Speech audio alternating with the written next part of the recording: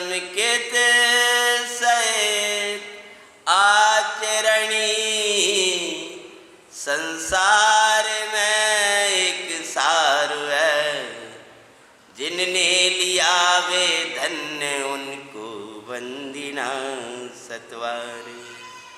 उनके गुणों के कथन से गुण ग्रहण करना चाहिए, और पापियों का हाल सुनकर पाप तजना चाहिए। तीन पांडव भगवान की, द्वय पांडव मुनिराजों की, पांच पांडव मुनि भगवंतों की। पांडव पुराण, पांडवों का चरित्र, जैन महाभारत। महाभारत आपने 2-3 साल तक देखी, लेकिन इस जैन महाभारत को 9 दिन में मैं भी शायद पूरा कर पाऊँ कि नहीं कर पाऊँ, ये मैं आपको गारंटी नहीं दे पा रहा हूँ। जब भी ये पुराण चला था 21 दिन तक चला था।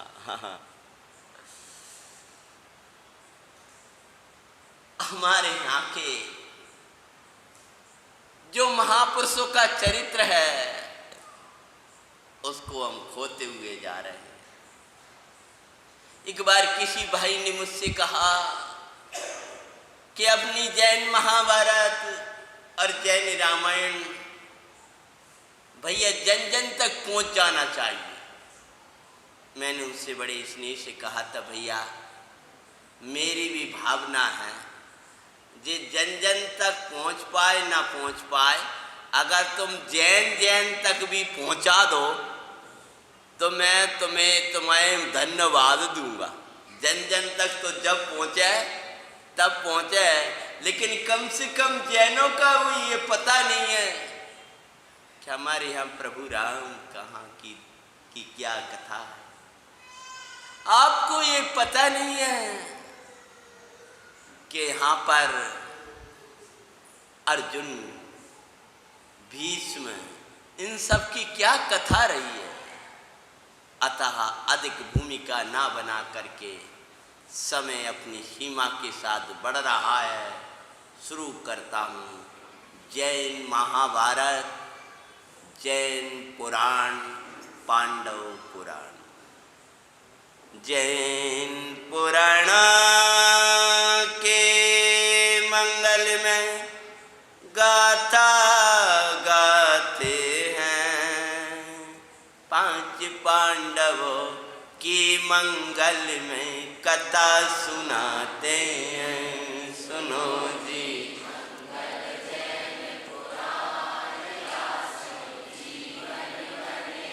कभी आप घबराना नहीं।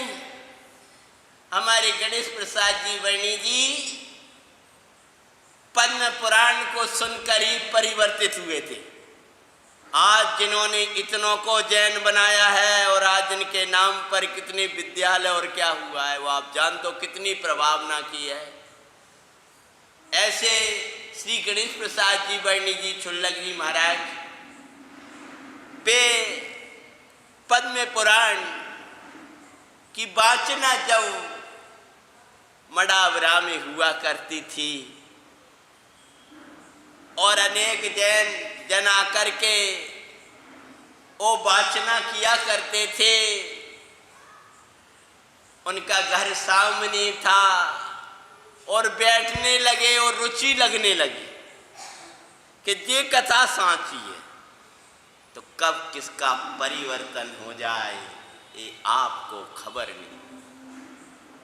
तो ये सांची पुराण, सांची महाभारत आपके सामने प्रस्तुत कर रहे हैं। अस्नापुरेन पे शांतनु तसुरानी सबकी जान, पारासर तसुपुत्र सुसुंदर संस्कार बानी हुआ दीवान। गंगा संगे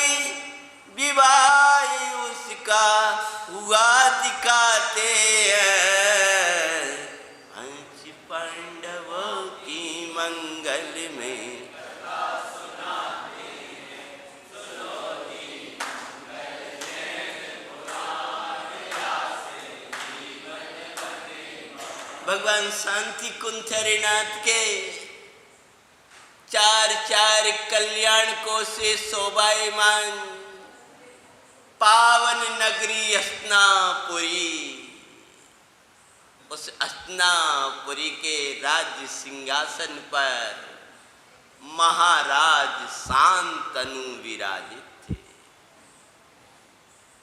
शांतनु महाराज की महारानी का नाम था सबकी।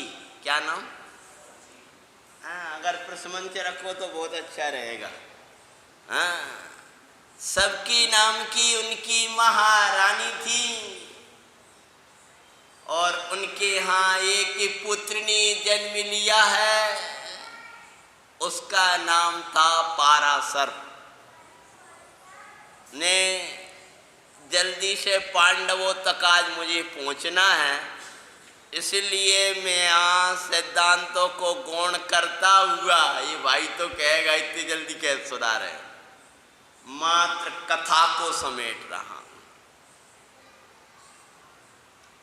पाराशर का विवाह गंगा के साथ हो जाता है और गंगा के एक पुत्र ने जन्म लिया है। हस्तिनापुरी के महाराजा हस्तिनापुरे निपति शांतनु तसुरानी सबकी जान। माता सबकी बड़ी शील परायण धर्मवान माता शील परायण धर्मवान थी। उनके यहाँ पर उन्होंने एक पुत्र को जन्म दिया है। उस पुत्र का नाम था, बोलो, पाराशर। और पाराशर संस्कार, गुणवान, धीमान, अनेक गुणों से युक्त थे। पाराशर का विवाह गंगा नामक राजकन्या के साथ हुआ। किसके साथ? गंगा पानी वाली नहीं, किसके साथ में? गंगा नामक राजकन्या के साथ हुआ। उनके पुत्र गांगे गुणवान, शीलवान, विनयवान। गंगा ने एक पुत्र को जन्म दिया है। मंगल महोत्सव आयो राज्य में, मंगल महोत्सव आयो, मंगल महोत्सव आयो राज्य में, मंगल महोत्सव। जैसे ही गंगे का जन्म हुआ है,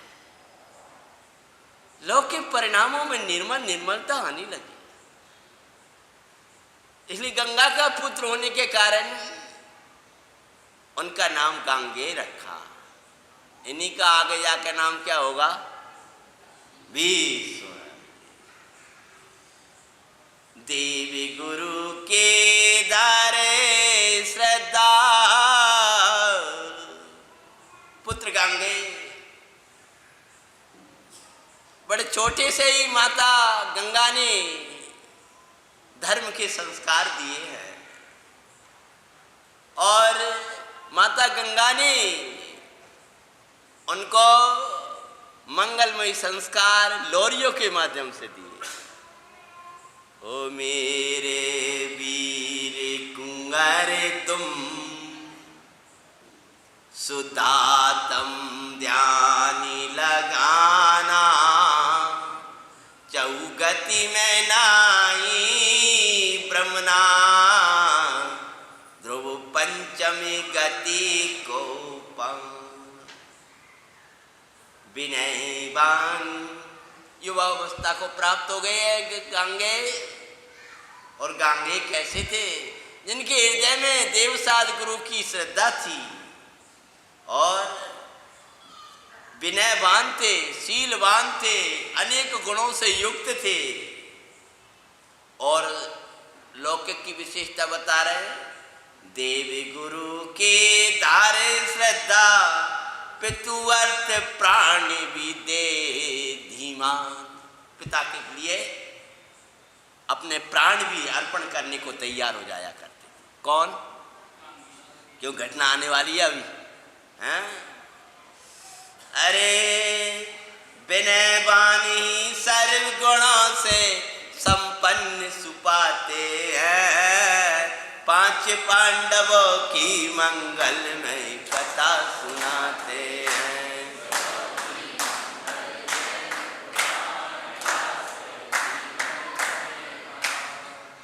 जब पुत्र का भी पुत्र हो गया है और भाई भी योग्य दिख रहा है, तो महाराज शांतनु ने विचार किया, क्या मैं इस राज्य में रहूं, क्या स्वराज्य को संभालूं?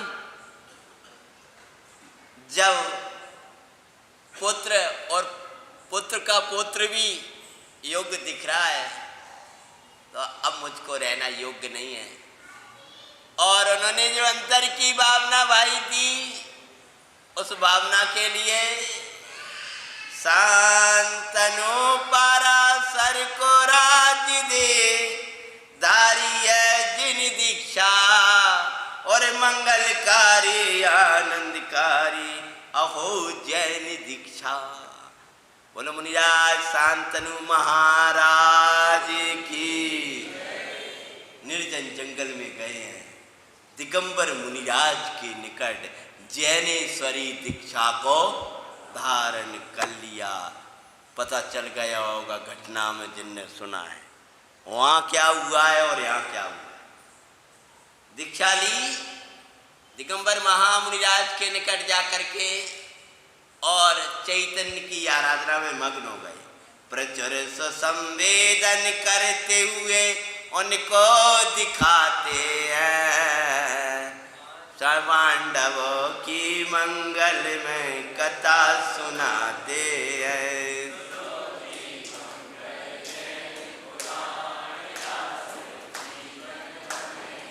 राज गद्दी को संभाल रहे थे महाराज पाराशर।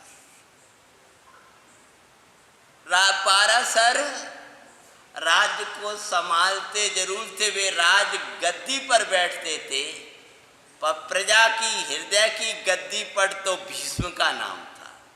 भीष्म तो अभी बोल रहे हैं, यानी गांगे का नाम था। उनको गुणवान निप्रणय पाराशर ने योग्य जान, भीष्म को युवराज बना दिया और भावी राजा घोषित कर प्रजा को सुखी किया। जब प्रजा की और पुत्र की ये मिलन देखा तो महाराज पाराशर भी बहुत प्रसन्न हुए, जो अपने पिता के लिए प्राण दे दिया करते थे, प्रजा के पालन के लिए सदा तत्पर रहा करते थे।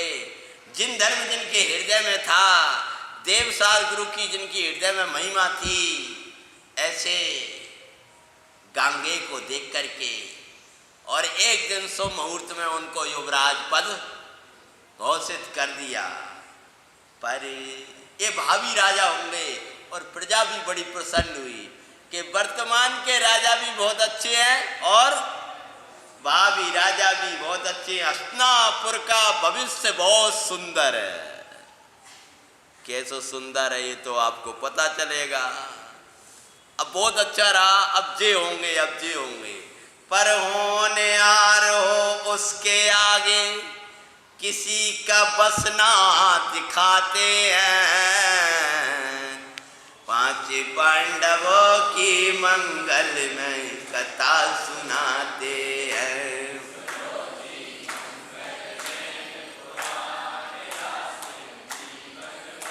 अज्ञानी निज कल्पनाओं से योजनाएं बनाए।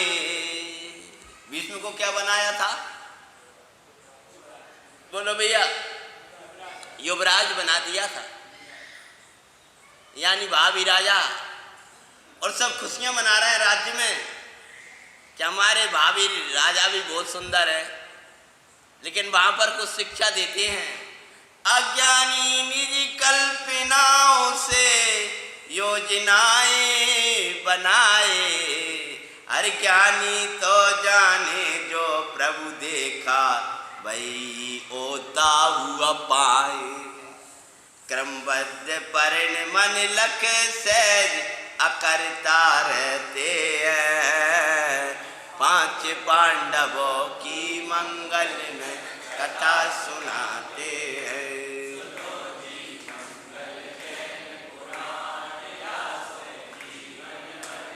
भैया तुम्हारी और हमारी योजनाएं बनाने से कुछ होने वाला नहीं है। जिस द्रव्य का, जिस क्षेत्र में, जिस काल और जिस भाव में जो कुछ होने वाला है वह सब सुनिश्चित है। ज्ञानी तो अकर्ता और ज्ञाता रहा करते हैं। अरे ज्ञाता दृष्टा रहना, अहो तुम ज्ञाता बन रहना, तुम ज्ञाता बन रहना, अहो तुम दृष्टा बन रहना। जग का परिणमन सहज सुलख कर, जग का परिणमन सहज सुलख कर, अकर्ता बन के तुम रहना, अहो तुम ज्ञाता बन रहना, ज्ञाता बन रहना, अहो तुम दृष्टा बन रहना। एक बार का समय था, पारासर गंगा तट पर महाराजा पारासर भ्रमण करते हुए गंगा नदी के किनारे पहुंचे। गंगा तट पर भ्रमते नृप पारासर ने गुणवती को देखा, दीवर की थी वो कन्या, नाव से करती थी जीविका। देख के रूप मोहित ओ परिचय पूछते दिखाते हैं, पांच पांडवों की मंगल में कथा सुनाते हैं।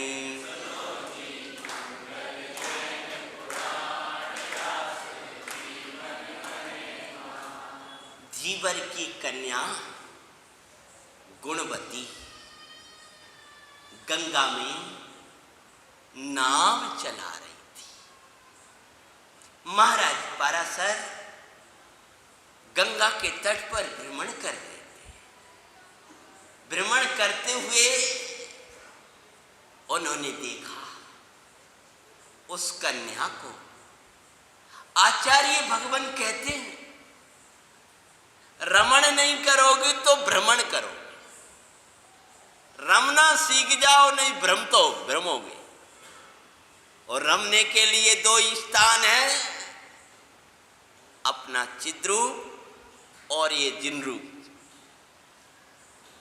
योग्य नहीं देखोगे तो अयोग्य को देखने का भाव आए बिना रहेगा नहीं। तत्व विचार नहीं करोगे तो खोटे विचार आए बिना रहेंगे नहीं। आप यहां सफाई नहीं करोगे तो कचरा तो हो ही जाएगा। अगर सफाई, अगर तुमको साफ रखना है, कचरा नहीं होने देना है तो सफाई रखना। देखते देखते उस कन्या को, और वो नाव चला रही थी। महाराज पारासर सोचने लगे, ऐसा लगता है कि देवांगना तुल्य कन्या, ऐसा तो नहीं कोई देवी आकर के ही कौतूहल कर रही हो, अथवा कोई राजा की राजकन्या अपनी प्रसन्नता के लिए ही यह कार्य कर रही है। दोनों में से कुछ न कुछ तो होना चाहिए। ऐसा विचार करके उन्होंने कन्या से परिचय पूछा है। देखो भैया,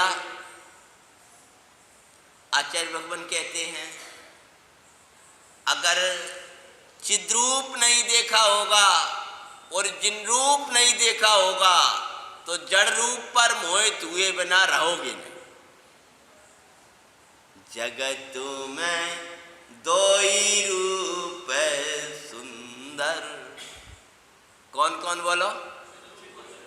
अपना चिद्रूप और बाहर में जिन रूप। नहीं देवांगना, जा करके पूछा तुम कौन हो देवी? कोई देवांगना हो क्या, या कोई राजा की कन्या हो तुम? कौन हो बताओ तो सही। नहीं देवांगना नहीं राज कन्या, हूँ देवर की कन्या। गुणवती बोली है हे राजन, आपको भ्रम हो गया है, मैं कोई देवांगना नहीं हूँ। और सुनो, मैं कोई राजकन्या भी, मैं तो यहाँ दीवर रहता है उसकी कन्या हूँ। बोले कोई भी हो, मेरे राज्य की तुम शोभा बनो, मेरी पटरानी बनो। तब वो क्या कहती है? पितु आज्ञा बिन इंद्र को भी वरण कर सकती हूँ ना। क्या बोली है? पिता की आज्ञा के बिना महाराज, भले मैं दीवर की कन्या हूं लेकिन मैंने संस्कार सीखे। क्यों? हमारा भविष्य वे ही जाना करते हैं जो छोटी सी उम्र में ही अपने भविष्य की सोचा करते हैं। जिनने अभी भविष्य जाना ही नहीं है, क्या होता है भविष्य और क्या होता है वर्तमान, जो वे जमीन पर नहीं चलना सीखे हैं और सोचने लगते हैं अपने मन से अपनी योजनाएं बनाना। बोले गुरुजनों की आंख बहुत बड़ी हुआ करती है महाराज। आपका राज्य न्यायवान है, दीवान है, शीलवानों का समुदाय है। हम भले दीवर की क्या है, लेकिन हम भी उन्हीं गुणों से संपन्न हैं। पितु आज्ञा बिना इंद्र को भी वरण कर सकती हूँ ना। यही शील परंपरा है निपति जो आप भी समझते हैं। 5 पांडवों की मंगलमयी कथा सुना।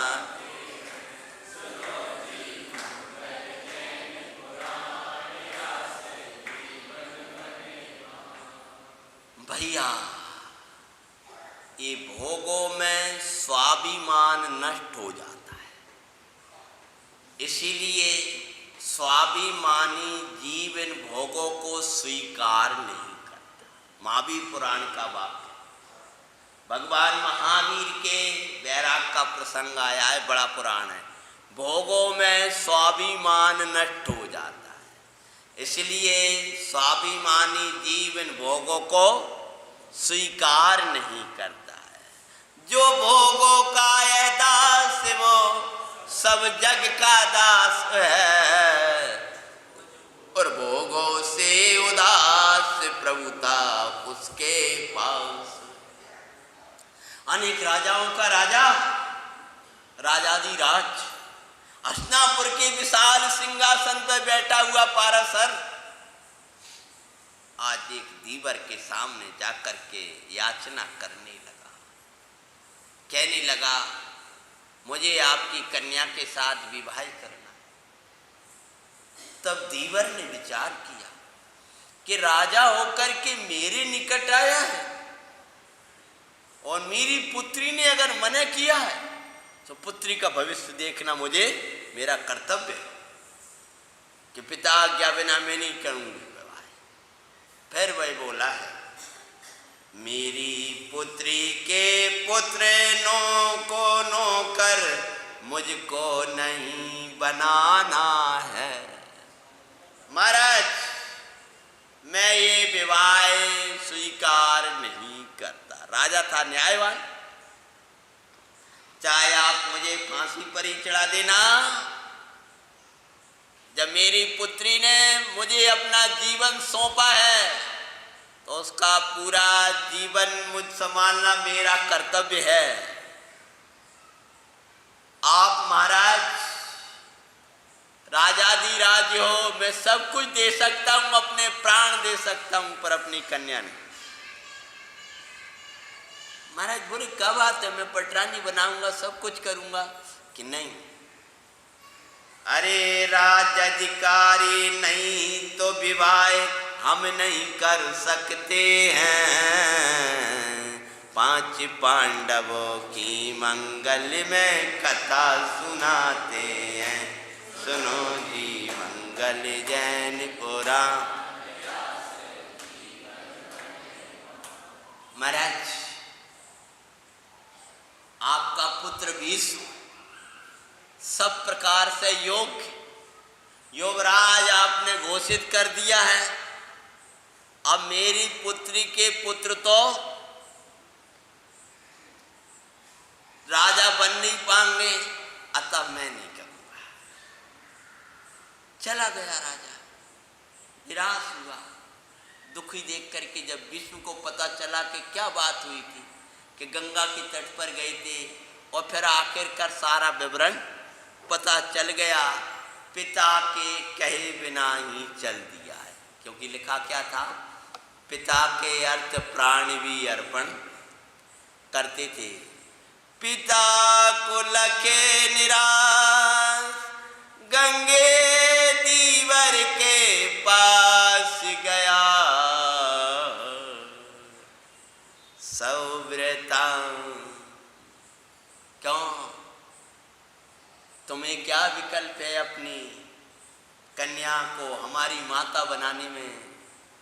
बोले राजकुमार हमें कोई दिक्कत नहीं है, लेकिन आप जैसे युवराज के रहते हुए मेरी पुत्री का क्या होगा? अच्छा ये बात है। बोले हाँ, तो मेरे संतान ही नहीं होगी, मैं वही कार्य करता हूँ। पांडव पुराण कहता है, सिद्धालय में विराजमान सिद्ध भगवंतो, समव शरण में विराजमान देवादिदेव हरंतो,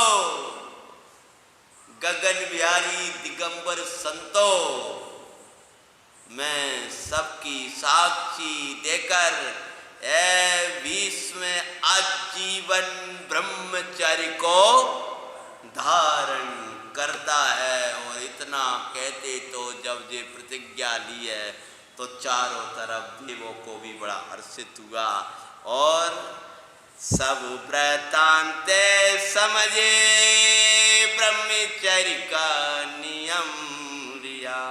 7 ले गुणवती को वो नगर में आते हैं, लवों की मंगल में कथा सुनाते हैं, सुनो जी।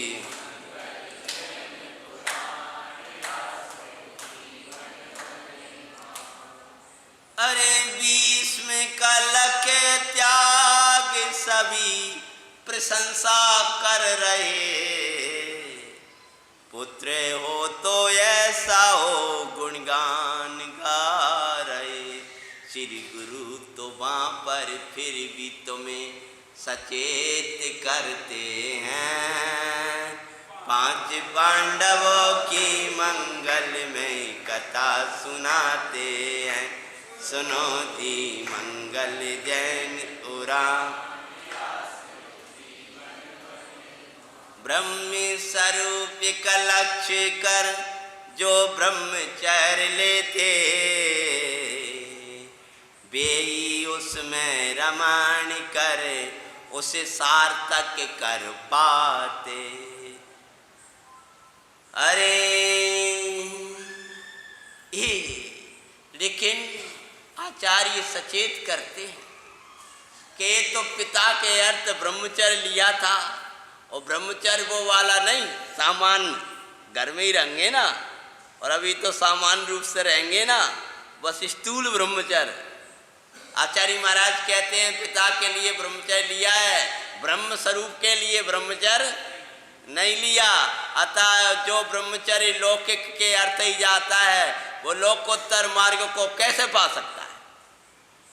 तब विवाह की तैयारियां चल रही थी, लोग कह रहे थे धीवर की कन्या है, उसी समय धीवर आया है। धीवरया गुणवती का परिचय देते दिखाते हैं, 5 पांडवों की मंगल में कथा सुनाते हैं। सुनो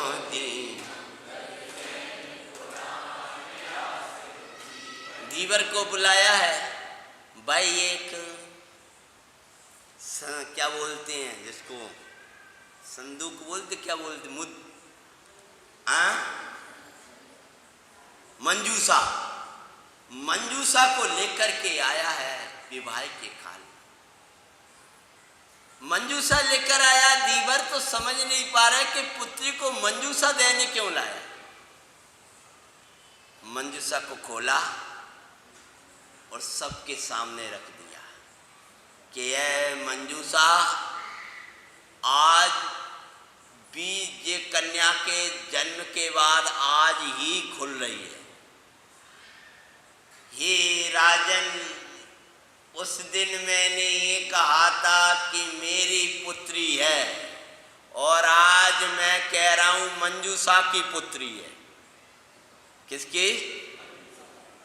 अगर मैं उस दिन ये करता तो आप लोभ समझते, लेकिन आज मैं आपको सत्य बताने आया हूं। निपति रत्न गद की, रत्नवती रानी सुंदर,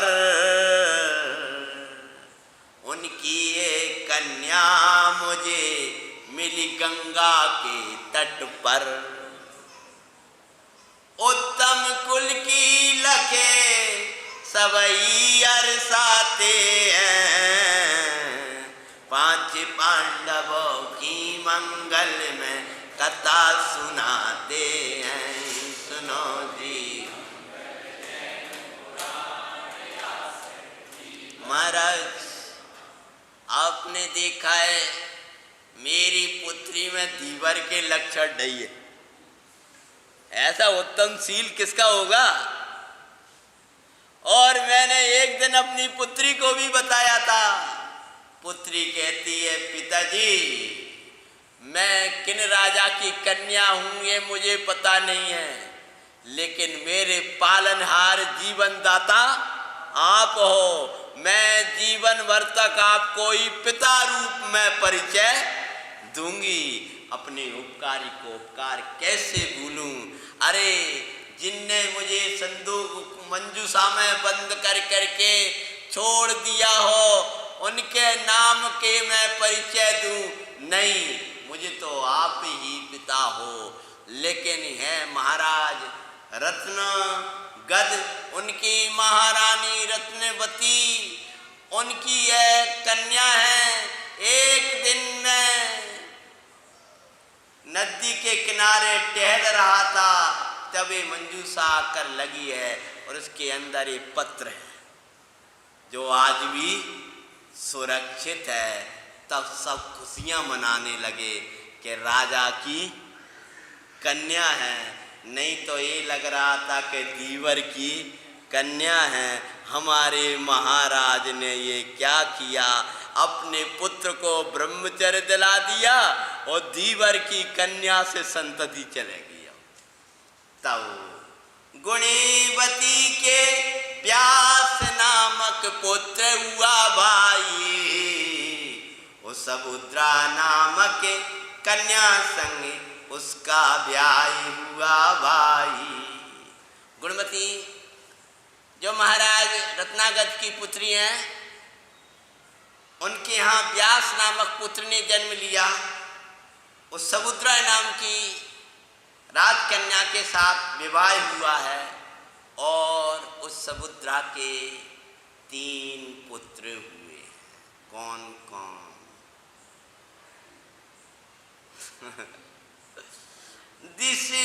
धृतराष्ट्र, पांडु, विदुर पुत्र हुए दिखाते हैं। 5 पांडवों की मंगल में कथा सुनाते हैं।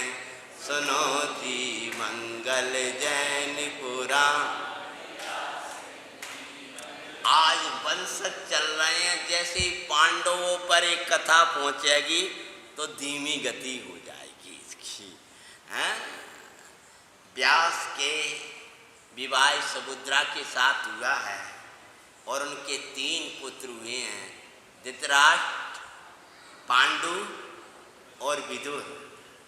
मोह कुछ कारण पारासर हुए विरक्त भाई, और राज्य दे व्यास को बन की राय लई भाई। भीष्म को संरक्षण का वो भार सौंपते हैं, 5 पांडवों की मंगल में कथा सुनाते हैं।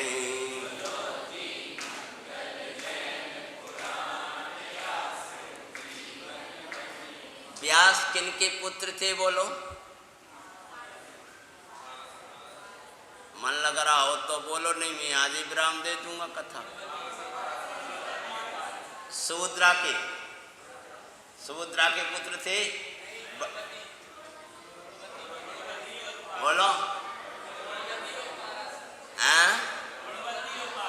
हाँ, व्यास थे गुणवती के, समझ में आए। अब व्यास का विवाह किसके साथ हुआ था? सुभद्रा के साथ। उनके कितने पुत्र हुए हैं? 3 पुत्र हुए हैं।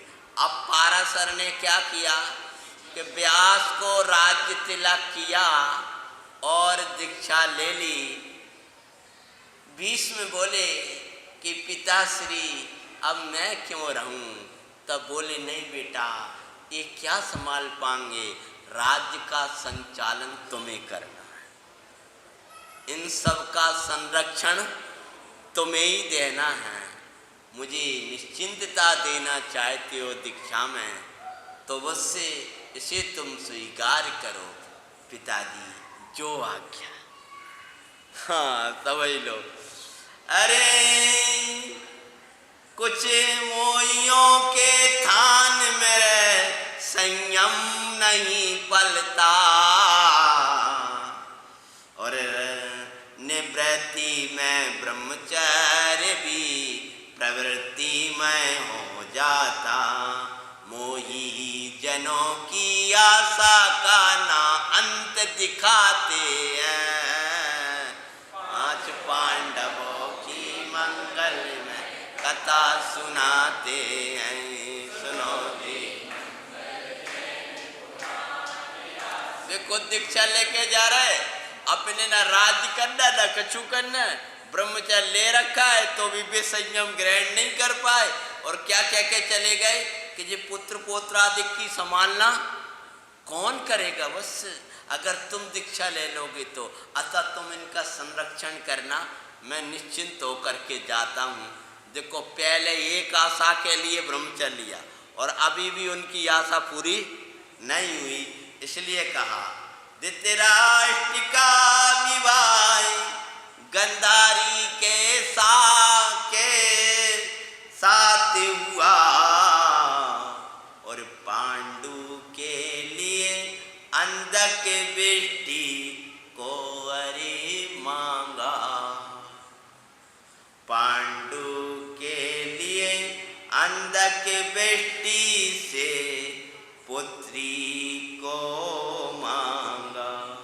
पुत्रों के कहने से मना वो करते दिखाते हैं, 5 पांडवों की मंगल में कथा सुनाते हैं।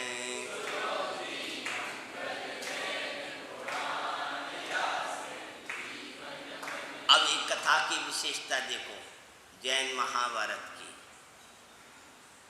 धृतराष्ट्र हुए हैं, वे अंधे नहीं थी, 2 आंखें थी अच्छी सी, और ऐसी आंखें थीं कि बाद में जब भविष्य का पता चला है कि दिगंबरी दीक्षा धारण कर ली। महाभारत के पहले ही पहले आंखें बंद करे करे पूरी महाभारत देख रहे हों और दुखी हो रहे हों, ये वाले धृतराष्ट्र यहाँ नहीं मिलेंगे आपको। ये तो प्रचुर स्वसंवेदन करेंगे, बढ़िया आंखें वाखें अंधे हों ऐसा नहीं था। और ना गांधारी ने पट्टी बांधी थी। हाँ, पट्टी बांधी थी अन्य पुरुष को देखने के लिए।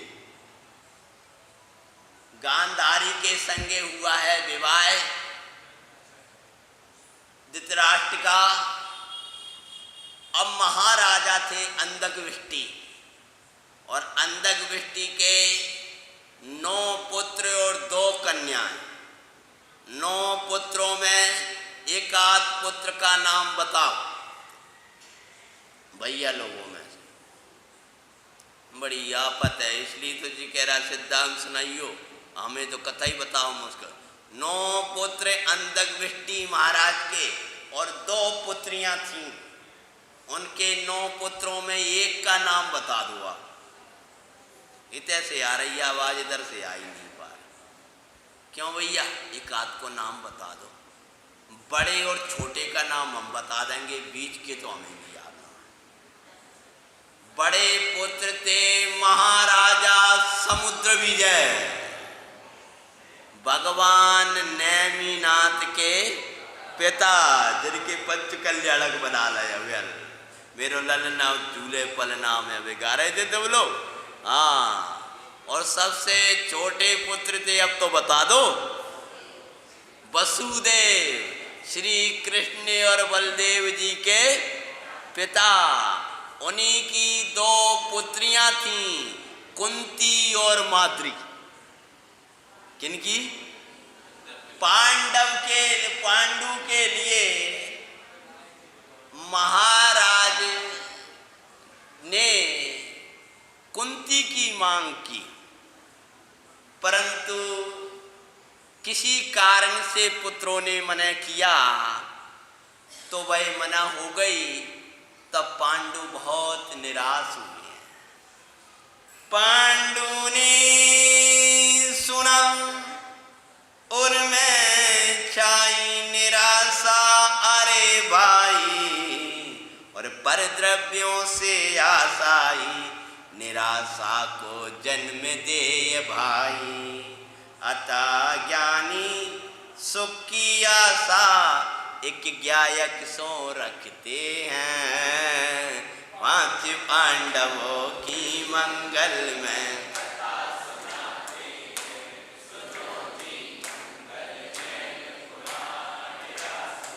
काय भैया, कथा समझ में आ रही है कि नहीं आ रही? पहले तो बता, युवाओं को, भैया लोगों को बराबर समझ में आ रही है कि नहीं? हैं? मना हो गई। पांडु बहुत निराश हुए। और आचार्य भगवान कहते हैं, पर द्रव्य से सुख की आशा ही निराशा को जन्म देने वाली है। आप जगत में किसी से कुछ आशा करोगे, वहां निराशा मिलेगी। अगर सुख मिलेगा, शांति मिलेगी, प्रभुता मिलेगा, सर्वस्व मिलेगा अपने नाथ के पास और अपने नाथ के पास में। इसलिए भैया जगत से कछु आशा नहीं रखना, निराश नहीं होना, जगत से आशा नहीं रखना, निराश नहीं होना, जगत से आशा नहीं रखना। अरे ज्ञाता मिल गया मंगलकारी, ज्ञाता मिल गया मंगलकारी, आनंद तुम करना, जगत से आशा नहीं रखना।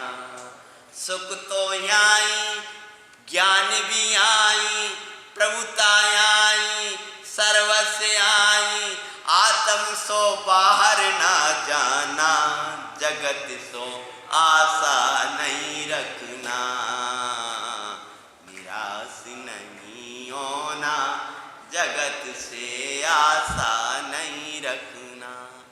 अरे उदास भले होना पर निराश नहीं होना। क्या बात करते हो? निराश और उदास में अंतर होता है। उदासीनता और निराश में अंतर होता है। उदास का वास आत्मा में होता है और निराशा का वास परद्रव्य में होता है। परद्रव्य में से तुम्हें जब दुत्कार मिलती है तो निराशा आती है, और परद्रव्य से भिन्न ज्ञायक भगवान की महिमा आती है तो उदासीनता आती है।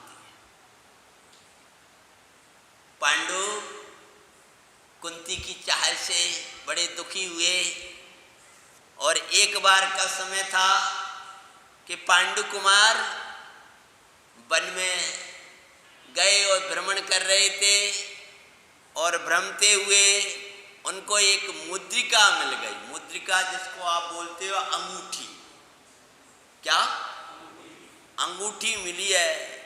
बनी बिरमणी में कुंवर को एक मुद्रिका है पाते, चमकती हुई दैदीप्यमान मुद्रिका को देख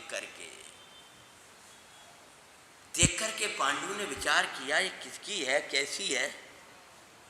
तो क्या करना चाहिए उनको, जब देखी है उसको चमकती हुई उसका रूप ऐसा अद्भुत देख करके, उसी समय जैसी उन्होंने उसको देखा, देख ही रहे थे, विद्याधर को खोजते हुए पाकर सौंप रहे। एक विद्याधर आया है और खोज रहा था, भैया क्या ढूंढ रहे हो, कि मेरी यहाँ पर एक मुद्रिका गिर गई है। तो बोले वो किसकी थी, कैसी थी, कि चमक थी उसमें। बोले हीरा की थी, काय की थी। बोले हीरा और पन्या की बात नहीं है, वो मुद्रिका बहुत चमत्कारी थी। हे राजन, वो मुद्रिका कोई अद्भुत थी, अगर उसको जो धारण कर ले वो ऐसा हो जाता था जैसे ज्ञानी होता है। बोले ज्ञानी कैसे होता है, कि वो ऐसा हो जाता है कि वो तो सबको देख लेता है पर उसे कोई नहीं देख पाता है। तो बोले ये ज्ञानी भी ऐसे ही होते हैं क्या? हाँ, ज्ञानी की अंतर साधना को कोई नहीं देख पाता है। ज्ञानी सबको जानता है, ज्ञानी निश्चय भी जानता है, ज्ञानी व्यवहार भी जानता है, ज्ञानी लोग व्यवहार भी जानते हैं, पर ज्ञानी कहाँ रहते हैं ये जगत नहीं देख पाता। महाराज, वो ऐसी मुद्रिका थी, वो मेरी प्राण थी, मैंने बड़ी मुश्किल से उसको प्राप्त किया था। व्यवहार जैन, तब उन्होंने कहा अगर ऐसा है तो सुनो भाई, यह मुद्रिका मुझे मिल गई है और तुम इसको संभालो। व्यवहार जैनत्व का चिन्ह वो सबको दिखाते हैं, 5 पांडवों की मंगल में।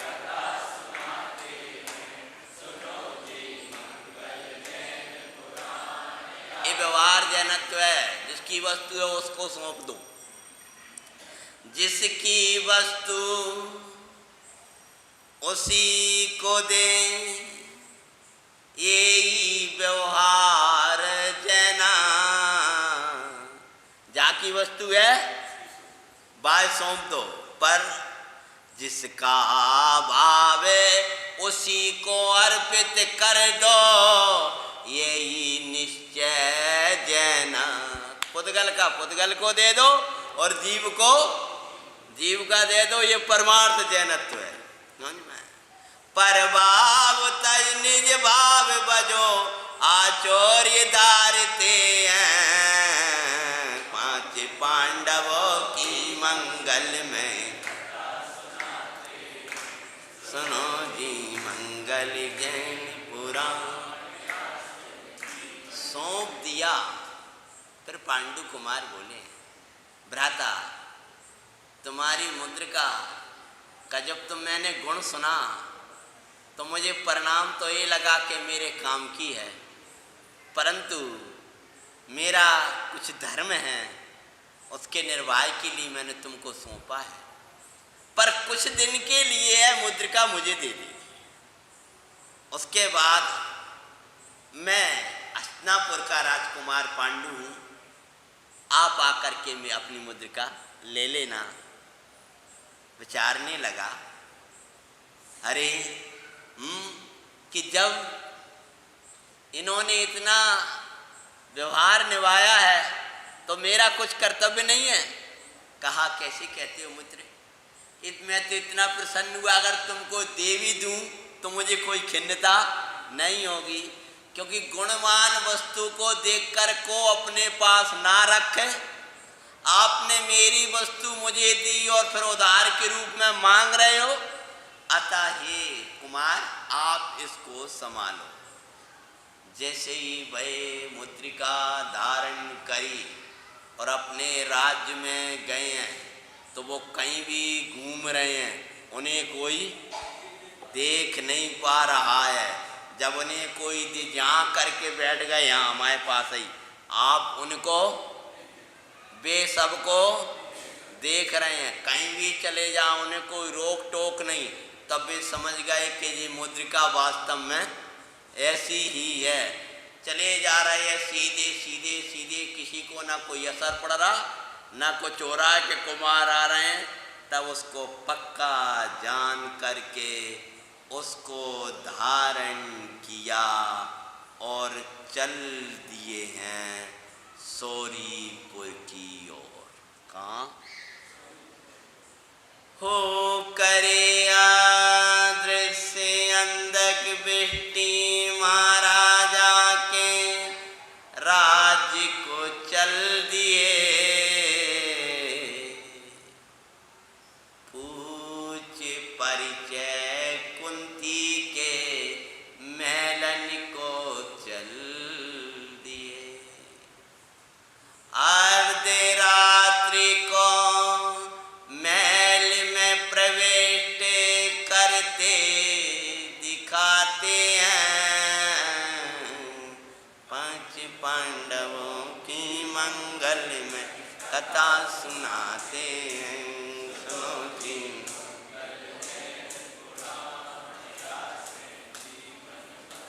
अर्धी रात्रि को जब कुंती के महल में पहुंचे हैं, कौन?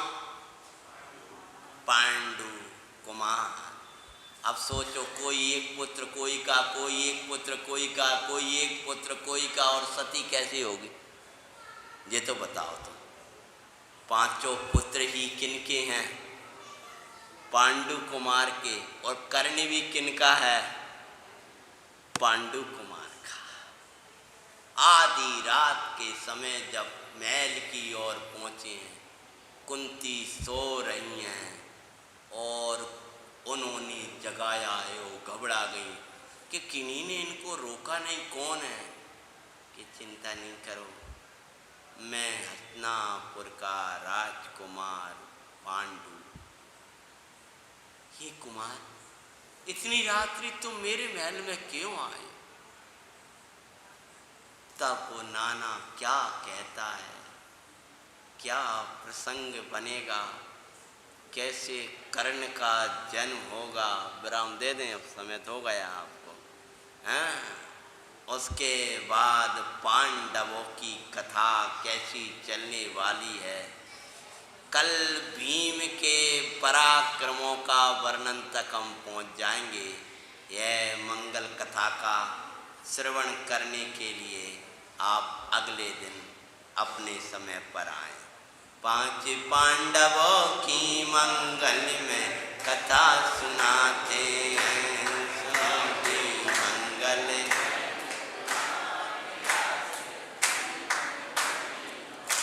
किस प्रकार से पांडवों और कौरवों का जन्म होगा और कैसे कैसे आगे जाकर के क्या योग बनेगा, वह सारा विवरण अपन अगले दिवस में लेंगे।